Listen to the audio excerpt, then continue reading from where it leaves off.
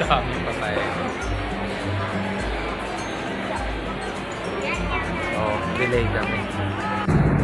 We're on, here we go.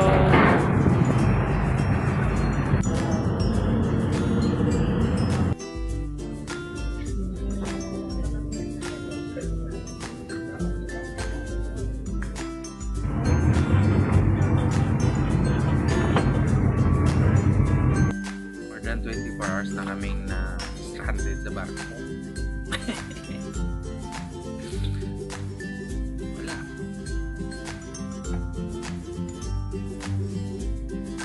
Nakakarating pa kaya kami. Abangan.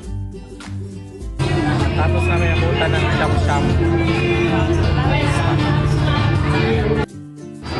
After 30 hours, more than 30 hours, alis na kami.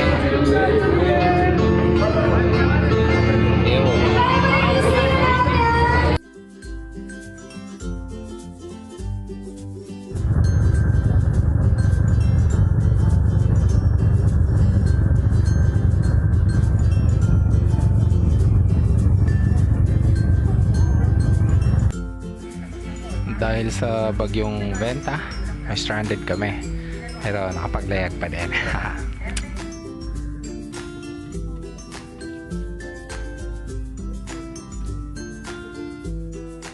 Akala ko 30 hours kami stranded. Yung pala 40 hours.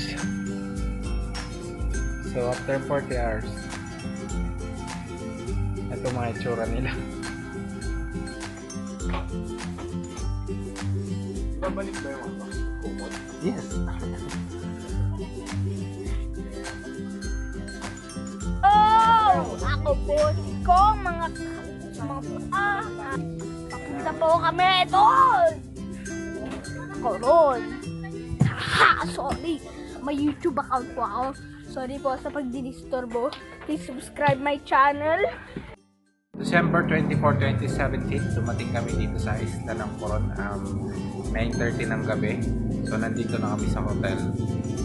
Dito na kami magpapasko and then tulog muna kami kasi yung day 1 ng tour namin is 8 o'clock. So kailangan namin magpahinga. See you tomorrow. Abangan nyo sa part 2. Please subscribe and follow and like. Thank you.